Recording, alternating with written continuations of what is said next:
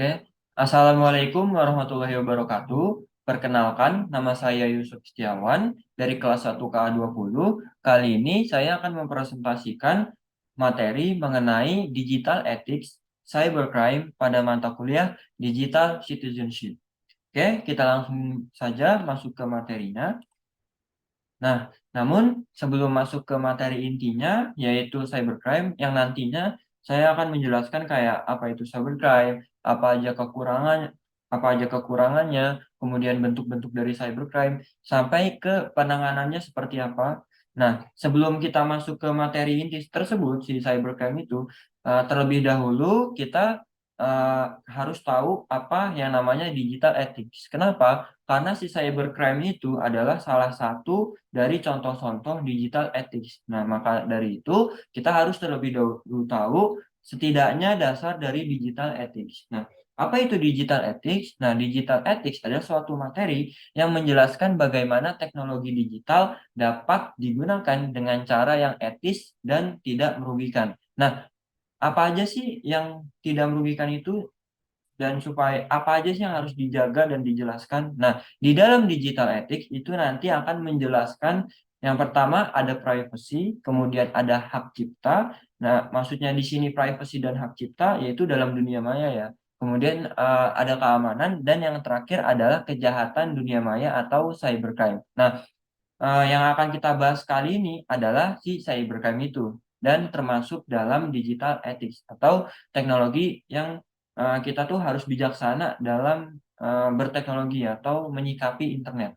Nah, tujuan dari digital ethics apa? Yang sudah seperti saya bilang tadi, yaitu untuk memastikan bahwa teknologi itu kita gunakan secara bijaksana dan kita dapat bertanggung jawab untuk menghindari masalah yang mungkin muncul dari penggunaan teknologi yang tidak etis. Nah, itu adalah gambaran awal apa itu digital ethics dan kenapa kita membahas cybercrime. Oke, selanjutnya kita langsung saja masuk ke materi intinya yaitu cybercrime.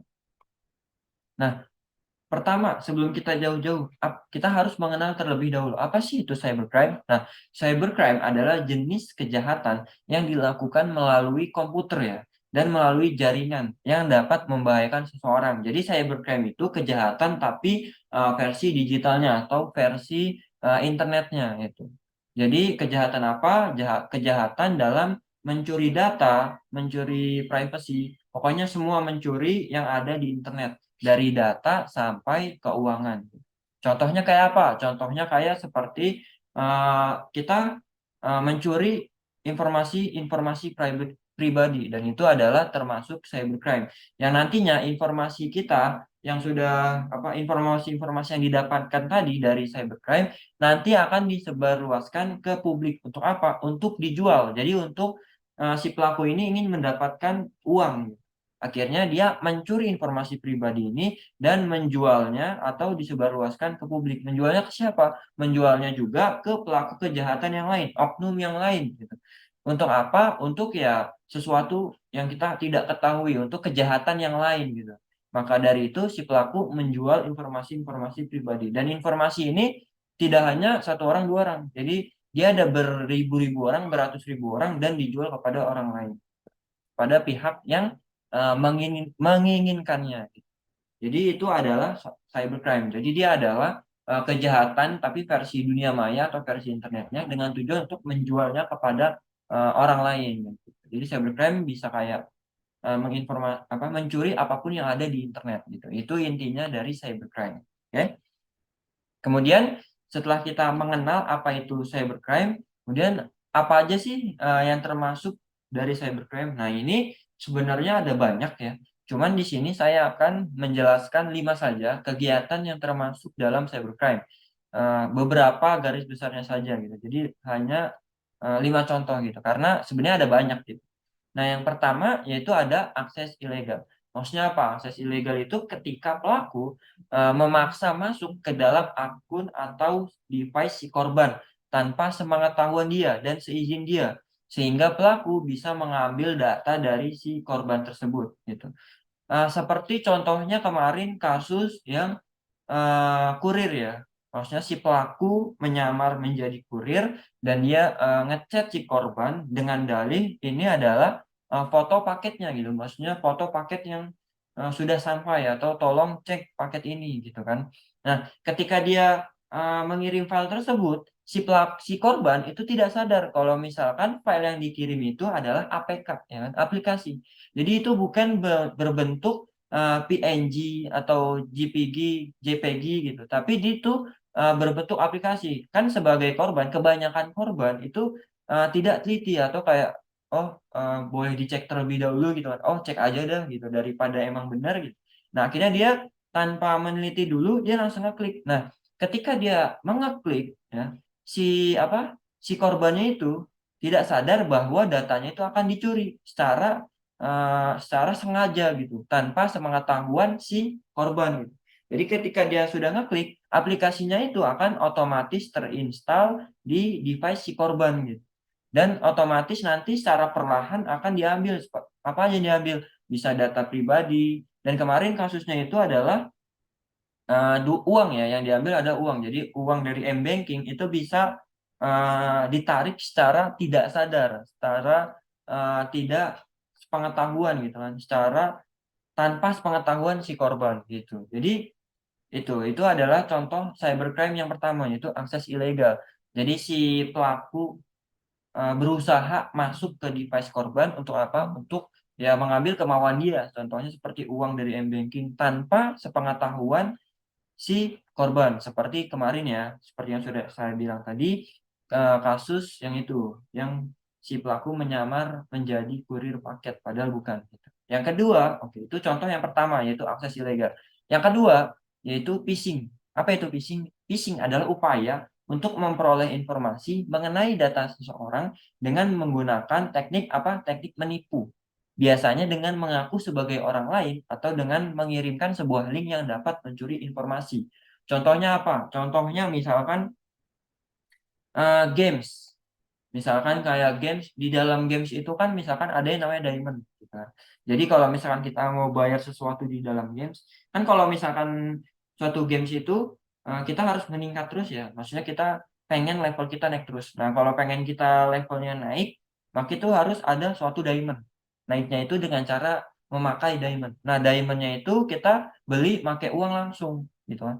Sementara kebanyakan orang itu kan mungkin punya uangnya, tapi nggak mau gitu ngasih apa mengucurkan dananya untuk game tersebut dengan untuk membeli diamond demi menaikkan level pada game tersebut. Akhirnya mereka mencari cara dengan apa? Dengan ya mencari link-link yang mungkin bisa menambah diamond mereka. Padahal itu apa? Itu phishing. Jadi si pelaku ini ya membuat suatu link gitu kan, suatu link yang menarik gitu, menarik si korban. Linknya isinya apa? Misalkan, ayo isi diamond kamu di sini, diamond gratis pada game Anda, misalkan game Mobile Legends gitu kan, atau game Clash of Clans. Nah, nanti eh, secara tidak sadar ya, si korban akan masuk ke link tersebut dan mengisi data diri. Jadi biasanya sebelum apa sih di dalam websitenya itu kita harus mengisi data diri dulu ya sebagai persyaratan kalau mau dapat diamond gratis gitu. Jadi, nah secara tidak sadar kayak dihipnotis gitu si korban ngisi datanya secara tidak sadar, username bla bla bla, baru di paling bawah itu ada kolom password. Jadi kita karena sudah terbiasa mengisi yang di atas tadi ya, data diri yang di atas tadi, secara tidak sadar kita ngelakuin aja tuh ngisi password dan kita next next gitu. Kemudian setelah ke submit, kita baru sadar, wah iya juga tadi saya ngasih password gitu. Dan karena si datanya itu udah dapat, pelaku udah dapat password, maka bisa dong ngakses akun ke game tersebut dan akun itu bakal diganti passwordnya sama si pelaku dan diapakan dijual biasa dijual ke platform-platform penjual akun gitu kan. Nah, itu adalah suatu phishing ya, apa teknik phishing ya, kejahatan cybercrime phishing. Jadi dia menipu gitu, menipu orang. Contohnya kayak gini, misalkan kayak ngasih link yang isinya itu memanjakan kita gitu, menipu kita, menarik kita gitu. Misalkan kayak tadi ngasih diamond gratis, jangan diamond deh, misalkan kayak uang gratis gitu kan. Tapi sebelum kita dapat uang gratis, ya kan, persyaratannya kita nggak harus ngisi data, dan datanya itulah yang bakal diambil sama si pelaku cybercrime. Jadi itu adalah phishing, ya kan, teknik menipu. Dan biasanya keseringan pakai link. Nah, terus kemudian yang ketiga yaitu penipuan OTP. Nah, OTP bagi yang nggak tahu OTP itu apa? OTP adalah one time password. Ya kan, one time password ini maksudnya password sekali itu, sekali waktu untuk apa? Untuk memverifikasi. Biasanya kalau misalkan kita login ke suatu aplikasi itu dimintakan OTP gitu kan. Biasanya lewat SMS. Jadi itu eh, bertujuan untuk membuktikan bahwa ini kita gitu, bahwa ini m-banking kita atau akun punya kita gitu. Itu adalah OTP. Nah, biasanya penipuan OTP ini adalah kejahatan yang dilakukan biasanya dengan cara mencuri kode OTP ini gitu. Jadi dengan cara si pelaku menyamar menjadi pihak dari aplikasi tersebut gitu kan, supaya kita percaya gitu dan memberikan kode OTP tersebut kepada pelakunya. Jadi kayak misalkan eh, si pelaku gitu kan, dia masuk ke suatu aplikasi m-banking dengan nomor random gitu kan. Kemudian kan kalau misalkan masuk ke suatu aplikasi dan memakai nomor itu kan harus meminta OTP. Nah, makanya eh, lewat SMS gitu kan. Kemudian dia chat nomor yang dia random tadi, si pelaku, chat si korban, dan dia berpura-pura menjadi orang pihak dari aplikasi tersebut. Jadi kayak misalkan isinya saya dari bank ini dengan segala kata-kata yang bakunya gitu kan, dari bank ini bla bla bla bla. Maka dari itu saya meminta OTP untuk keamanan Anda. Padahal itu malah merusak keamanan kita gitu. Malah pengen ngambil informasinya gitu. Tapi karena dibuat sedemikian rupa, ya kan, dibuat-buat seperti kita tuh pihak gitu. Maksudnya apa? Pihak dari si aplikasi tersebut. Kita tuh kayak pegawai si aplikasi tersebut yang meminta OTP-nya gitu. Jadi kita sebagai orang awam gitu kan, beberapa orang awam itu akan termakan pada jenis cybercrime ini. Mereka akan asal aja gitu ngasih OTP-nya, padahal itu sangat berbahaya. Nah, jadi pada intinya penipuan OTP ini dia menyamar gitu menjadi orang dalam atau pegawai dari si aplikasi tersebut untuk meminta OTP-nya gitu. Kemudian kejahatan yang keempat yaitu konten ilegal.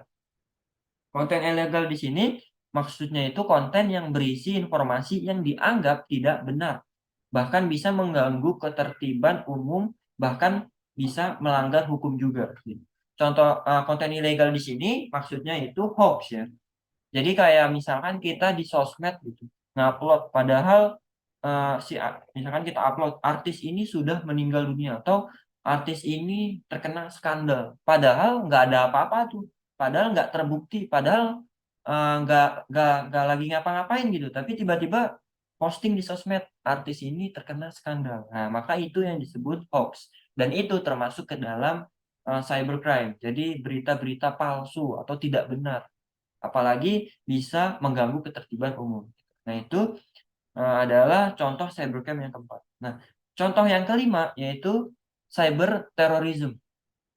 Cyber terrorism merupakan salah satu jenis cybercrime yang merugikan negara dengan menyerang komputer, jaringan, dan sistem informasi. Jadi maksudnya menyerang misalkan kayak situs pemerintah gitu kan.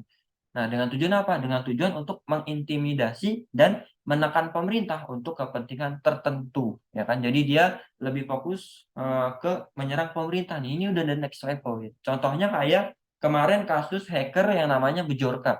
Jadi dia menghack gitu ya, situs atau database lah ya, database pemerintah.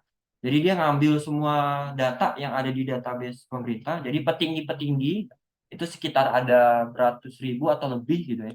Dia ambil datanya dan mengancam gitu kan untuk disebarluaskan gitu kan jika bla bla bla bla bla gitu kan. Atau karena ingin menghina gitu kan, menghina pemerintah karena mungkin pemerintah telah melakukan kesalahan yang fatal, jadi dia menyebarluaskan gitu dan dia balas dendam dengan menyebarluaskan informasi-informasi yang dia dapat dengan cara cybercrime itu, dengan cara hacking. Itu adalah termasuk ke cyber terrorism. Jadi dia menyerang pemerintah untuk mengintimidasi pemerintah atau sebagai bentuk balas dendam terhadap pemerintah. Nah, itu adalah 5 contoh yang bisa saya berikan gitu. 5 contoh cybercrime yang bisa saya berikan. Selebihnya itu sebenarnya ada banyak, cuman di sini untuk mempersingkat waktu saya hanya menjelaskan beberapa saja. Contoh yang lain misalkan kayak ada uh, ngehack ATM gitu kan, atau yang lainnya gitu. Itu ada banyak yang termasuk cybercrime juga. Nah, selanjutnya setelah kita menjelaskan mengenai apa itu cybercrime gitu kan, apa aja contohnya, selanjutnya itu kita membahas tentang metode apa yang biasanya dipakai oleh pelaku cybercrime itu. Nah, kembali lagi, ini juga banyak ya, sebetulnya banyak, namun saya hanya menjelaskan beberapa. Nah, yang pertama yaitu password cracker, Pak ya. Sebelumnya ini facecam saya pindah terlebih dahulu supaya tidak menutupi. Oke, yang pertama yaitu password cracker. Password cracker yaitu tindakan mencuri kata sandi ya dari akun orang lain dengan cara menguraikan kata sandi yang telah dienkripsi atau sebutannya menebak lah dengan kombinasi-kombinasi tertentu. Nah, jadi password cracker ini kegiatan untuk mencuri kata sandi dari akun orang lain. Jadi pengen tahu passwordnya. Sebenarnya sama aja kayak yang tadi ya, kayak si apa? Kayak tadi apa sebelumnya? Saya agak lupa, mohon maaf. Kayak phishing. Jadi dia pengen password gitu. Pengen password dari korbannya gitu, akun-akun korban. Dengan cara apa? Dengan cara menebak kombinasi-kombinasi tertentu. Contohnya kayak tanggal lahir dia gitu, atau kombinasi yang sering dipakai orang gitu. Atau nama hewan, nama apapun. Nah, jadi password cracker di sini dengan cara apa? Mau tahu password dari akun orang lain, tapi dengan cara bukan hacker ya, bukan hacking, tapi dengan cara yaitu manual ya, dengan cara menebak gitu, di garis bawahi menebak, hanya menebak gitu, belum ke tingkat sampai hacking gitu. Kalau hacking nanti akan ada metode yang lain nanti di akhir. Nah, itu password cracker. Yang kedua yaitu spoofing. Spoofing adalah situasi di mana pelaku berhasil mengidentifikasi dirinya sebagai orang lain dengan tujuan untuk menipu korban. Nah, ada banyak cara spoofing, ya, bisa lewat email, SMS, dan lain sebagainya, atau WhatsApp. Nah, ini seperti yang sudah saya jelaskan sebelumnya, kita kembali ya untuk mengingat, merefresh. Nah, seperti yang saya bilang yang ketiga yaitu penipuan OTP, ya kan? Jadi dia menyamar menjadi orang dalam atau pegawai dari suatu aplikasi supaya mendapatkan OTP. Nah, ini dia itu menggunakan metode spoofing yang namanya spoofing. Jadi dia menyamar menjadi orang ya, orang penting ya, atau pihak dari suatu aplikasinya dengan tujuan untuk supaya dibuat sedemikian rupa supaya si korban percaya dan memberikan informasi-informasi eh, mengenai informasi pribadi mengenai dirinya. Jadi contohnya kayak korban gitu kan ditelepon oleh si pelaku misalkan. Ini misalkan medianya lewat telepon gitu kan. Ditelepon misalkan kami dari bank nit gitu. Misalkan kita ambil aja misalkan bank BCA bla bla bla bla, sehingga gitu kan ada masalah nih sehingga saya meminta informasi seperti nama gitu kan, nick gitu dan lain-lain. Nah, itu disebut spoofing. Jadi berbicara seolah dia itu pihak dari aplikasi tersebut dengan tujuan dibuat sedemikian rupa dengan tujuan untuk menipu si korban sehingga si korban itu mengasih data pribadi miliknya. Dan nanti datanya itu akan yaitu tadi seperti tujuan utama cybercrime itu untuk disebarluaskan dan mungkin dijual untuk mendapatkan keuntungan. Nah, itu yang kedua spoofing. Oke, kita lanjut metode yang ketiga ya, yaitu DDoS. Oke, ini saya pindahkan ke bawah ya paskennya untuk agar terlihat. Sini aja. Nah, untuk sementara di sini ya. Nah, yang ketiga yaitu ada DDoS, yaitu Distribute Denial of Service Attacks. Jadi serangan yang dilakukan pada server komputer atau jaringan dari korban dengan tujuan untuk menguras sumber daya yang ada pada server komputer atau jaringan hingga tidak dapat lagi menjalankan fungsinya dengan baik. Jadi pada intinya itu si jaringannya dia tuh, nah ini kita sudah mulai masuk ke dunia hack ya. Jadi maksudnya itu bukan hack sih, maksudnya menyerang teknologinya. Jadi maksudnya itu jaringan dari si korban, ya server dari si korban itu diserang terus nih. Jadi misalkan Bank BCA nih. Ini maaf ya, kalau saya harus pakai contoh Bank BCA terus, karena ya yang terbenak di otak saya itu Bank BCA gitu. Jadi misalkan nih ya, tapi jangan sampai. Misalkan kayak kita ambil contoh Bank BCA. Bank BCA itu kan sudah pasti punya server komputer sendiri ya, yang isinya berbagai jaringan. Nah, servernya itu yang tadinya plong, slow gitu kan. Ada beberapa kosong, sisa kosong, diserang gitu kan. Memakai teknik DDoS, yaitu dibuat si servernya itu jaringannya dibuat sibuk. Sesibuk sibuk sibuk sibuk sampai penuh, sampai nanti saking penuhnya dia out of capacity, gitu, maksimum capacity. Jadi dia nanti udah nggak bisa menampung lagi jaringan yang terus berdatangan dari DDoS ini, dan kemudian dia tidak dapat lagi menjalankan fungsinya dengan baik. Nah kan kalau misalkan dia udah rusak gitu kan, tidak dapat maksudnya maintenance gitu kan, jadi sebentar tidak dapat berjalan, maka bisa diambil tuh database-nya, data-data dari si bank tersebut, dan kemudian kembali lagi, yaitu disebarluaskan gitu kan, atau dengan misalkan kayak dijual untuk mendapatkan keuntungan. Jadi intinya DDoS ini dia membuat server komputernya itu down, atau dia membuat penuh gitu, membuat maintenance, membuat sibuk supaya nanti tidak dapat berjalan lagi dengan baik. Oke, kita lanjut lagi yang keempat, yaitu sniffing.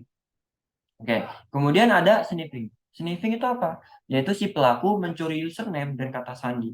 Nah, ini sama seperti yang tadi, yaitu password cracker. Cuman bedanya, kalau sniffing itu dia ke dunia hack. Jadi dia nge-hack jaringannya gitu. Jadi si jaringannya itu, kalau jaringan itu kan kita berisi data-data. Nah, itu bisa kita tangkap supaya mencari kelemahan dalam jaringan. Jadi kita tangkap data-datanya supaya kita tahu apa kelemahan kelemahan dalam jaringannya, dan kita retas jaringannya untuk mengetahui kata sandi dari akun tersebut gitu. Jadi bedanya ini lebih keren aja sedikit. Kalau tujuannya sama gitu. Kalau password cracker dia pengen tahu password dari seseorang, tapi dia cuma nebak-nebak doang gitu tanpa keahlian hacking gitu. Sementara kalau misalkan sniffing, dia dengan sama pengen tahu password dari akun seseorang, cuman dia itu dengan cara ngehack jaringannya. Kemudian melakukan penipuan yang mengatasnamakan korban, atau merusak atau menghapus data korban, atau menjualnya. Jadi bedanya dengan password cracker itu doang. Jadi kalau password cracker dia manual ya, tanpa ada basic hacking. Sementara kalau sniffing itu dengan hacking jaringannya, ngehack jaringan. Kemudian metode yang terakhir yaitu mengirimkan malware, gitu kan, atau yang sempat viral ya, atau sering terjadi dulu, yaitu atau sampai sekarang ya, yaitu mengirimkan malware. Malware apa apa sih itu malware? Malware adalah perangkat lunak yang dibuat dengan tujuan memasuki dan terkadang merusak sistem komputer, jaringan, atau server tanpa diketahui oleh pemiliknya. Jadi malware itu dia ngasih APK gitu kan. Si pelaku itu eh, ngasih aplikasi ke korban, bentuknya itu aplikasi. Terserah ya medianya, bisa lewat email, bisa WhatsApp, bisa sosial media yang lain. Pokoknya dia berbentuk aplikasi dan bertujuan untuk merusak si device-nya. Jadi misalkan saya dikasih email gitu kan. Emailnya terlihat terpercaya. Akhirnya saya install aplikasinya. Saya disuruh install. Saya sebagai korban mendapatkan email dari pelaku gitu. Disuruh untuk nge-install aplikasinya. Saya install nih. Nah, jika saya install aplikasinya, eh, itu nanti akan secara perlahan komputer saya rusak, blank apa screen-nya itu akan ngeblank gitu, blue screen ya, sorry, blue screen. Udah rusak, nggak bisa diapa-apakan. Nah, itu tujuannya juga ya beragam ya. Mungkin emang mau merusak saja ya. Jadi mau mengambil data yang ada di komputer kita dan merusak komputer kita gitu kan. Dan mungkin emang eh, pengen supaya si orang tersebut tidak memakai device-nya, karena device-nya itu sangat mempengaruhi sesuatu gitu. Jadi intinya si malware ini bentuknya mengirimkan aplikasi, dan aplikasinya itu dapat meretas si korban, ya, si komputer korban, sorry. Jadi si aplikasi itu dapat meretas si aplikasi korban gitu. Nah, makanya jangan asal pelajaran yang dapat diambil adalah jangan asal menginstal aplikasi kalau nggak jelas gitu. Kalau aplikasinya itu kecil biasanya, aplikasinya kecil dan tidak ada informasi lebih lanjut gitu mengenai publishernya atau si pembeli aplikasinya, mending nggak usah. kecuali udah jelas gitu. Nah, itu malware, jadi lewat aplikasi. Nah, kemudian setelah kita mengenal apa itu cybercrime gitu kan, terus kita mengenal lebih dalam contoh-contohnya gitu kan. Yang ke dalam cybercrime itu apa saja yang bisa dikatakan cybercrime itu apa saja. Kemudian metode-metode yang biasanya dipakai oleh pelaku ya, walaupun hanya beberapa ya untuk mempersingkat waktu. Nah, kemudian di sini kita akan menjelaskan selanjutnya saya akan menjelaskan ancaman cybercrime bagi perusahaan karena tidak bisa dipungkiri walaupun ini hanya bagi perusahaan ya, ancaman cybercrime bagi perusahaan, namun secara tidak langsung itu akan merugikan untuk kita juga. Kenapa? Karena jika perusahaan itu diambil informasinya, maka apa yang akan diambil? Termasuk data-data kita juga yang telah mendaftarkan diri pada aplikasi tersebut akan bocor. Makanya di sini saya akan menjelaskan. Yang pertama yaitu pencurian data perusahaan, gitu kan. Nah, pencurian data perusahaan itu merugikan untuk perusahaan. Jadi data yang dimaksud adalah inovasi produk, strategi bisnis, hingga laporan-laporan penting lain seperti laporan keuangan yang bisa disalahgunakan. Jadi kayak misalkan ada dua perusahaan yang lagi bersaing nih. Perusahaan si B iri sama perusahaan A. Maka dia bisa melancarkan cybercrime dengan cara tadi metode yang sudah dijelaskan. Seperti kayak malware, atau spoofing, atau sniffing gitu kan. Atau sorry ya kalau salah sebut, atau metode-metode yang sudah saya jelaskan tadi. Dengan tujuan untuk mengambil strateginya. Karena dia iri. Dengan mengcopy strateginya, maka dia akan lebih baik gitu kan. Karena dia kan bisa memodif nanti. Nah, itu pencurian data perusahaan. Jadi akan rugi gitu. Perusahaan akan mengalami kerugian. Kemudian yang kedua pencurian data pegawai. Nah, pegawai yang kerja di perusahaan tersebut juga akan rugi karena yang diambil bisa disebarluaskan. Kemudian yang ketiga adalah yang paling fatal, yaitu pencurian data konsumen. Kenapa paling fatal? Karena bisa rugi untuk perusahaan dan rugi untuk si konsumennya. Kita sebagai konsumen bisa rugi karena misalkan tadi ya, misalkan Bank BCA, jika diretas gitu kan data-datanya, maka si perusahaannya akan rugi, dari kitanya dulu, dari konsumennya akan rugi karena data-data kita gitu kan yang kita isi di formulir itu akan diretas, disebarluaskan dan akan dijual gitu. Nah, dari sisi perusahaan juga akan rugi. Kenapa? Karena dia akan dituntut gitu kan. Dia akan dituntut oleh konsumen gitu. Dan selain dituntut ya kan, yang jelas akan mengalami kerugian. Kemudian juga akan jelas akan sangat menurunkan nama baik perusahaan gitu, akan memperburuk atau menjelekkan nama baik perusahaan gitu. Jadi kalau misalkan cybercrime itu dilancarkan kepada perusahaan-perusahaan besar, maka semuanya akan rugi dari mulai perusahaan, pegawai yang bekerja di situ dan konsumen yang telah mendaftarkan pada suatu aplikasi perusahaan tersebut. Data-datanya bakal diambil dan akan diperjualbelikan. Itu ancaman cybercrime bagi perusahaan. Maka dari itu kita harus aware juga walaupun buat perusahaan. Kita harus tahu. Nah, dari sekian banyak penjelasan nih, contohnya gitu kan, metodenya sampai ke ancamannya. Lalu ada nggak sih cara buat ngatasin cybercrime? Nah, cara buat mengatasi cybercrime di sini saya menjelaskan 4. Yang pertama yaitu memasang perlindungan pada perangkat. Memasang perlindungan bisa dengan cara apa? Misalkan dengan cara ini dari sisi pribadi ya, bukan buat perusahaan pribadi. Misalkan kayak install antivirus atau anti malware. Jadi ini menginstal antivirus jika di laptopnya, di device-nya, bisa itu komputer, bisa itu laptop, bisa itu HP. Memasang antivirus jika belum ada antivirus di device-nya. Contohnya kayak ya laptop gitu kan atau komputer. Ya walaupun biasanya misalkan kita gunakan Windows, misal kita ambil contoh Windows. Walaupun biasanya di Windows 8 ke atas ya. Ini saya ingat saya itu Windows 10 ya, apalagi Windows 11 itu udah ada pasti yang namanya real time protection dari si Windows tersebut. Jadi tidak usah menginstal antivirus lagi. Namun kalau misalkan kayak Windows XP, nggak tahu saya ada yang masih pakai atau enggak, tapi misalkan kayak Windows XP atau Windows 7, jika masih belum ada antivirusnya, disarankan untuk menginstal antivirus seperti Smartdav dan lain-lain. Yaitu untuk menghindari yang namanya cyber crime gitu kan. Contohnya kayak kayak penyerangan malware gitu tadi. Misalkan kita tidak sengaja mengklik aplikasi malware tersebut. Nah, nanti akan dipantulkan oleh si antivirusnya gitu. Itu untuk berjaga-jaga. Kemudian yang kedua yaitu memasang SSL pada website perusahaan. Nah, ini pada sisi perusahaan gitu. Nah, bagi yang nggak tahu gitu kan, saya akan menjelaskan apa itu SSL. Nah, SSL ini adalah teknologi ya. Oke. SSL ini adalah teknologi keamanan standar dengan cara dia mendirikan suatu link. Linknya itu sudah terenkripsi yang menjadi nanti akan yang nantinya akan menjadi penghubung antara server dan klien. Maksudnya server dan klien apa? Server itu adalah server si websitenya dan klien adalah si browser-browser yang ada. Gitu. Jadi sudah menjadi suatu kewajiban ya menurut saya. Menjadi keharusan bagi si perusahaan untuk memasang teknologi SSL ini. Jadi si SSL ini adalah teknologi gitu kan yang membuat gitu kan suatu linknya itu udah dijaga gitu, udah terenkripsi. Jadi hanya bisa dimengerti oleh komputer, tidak dimengerti oleh manusia.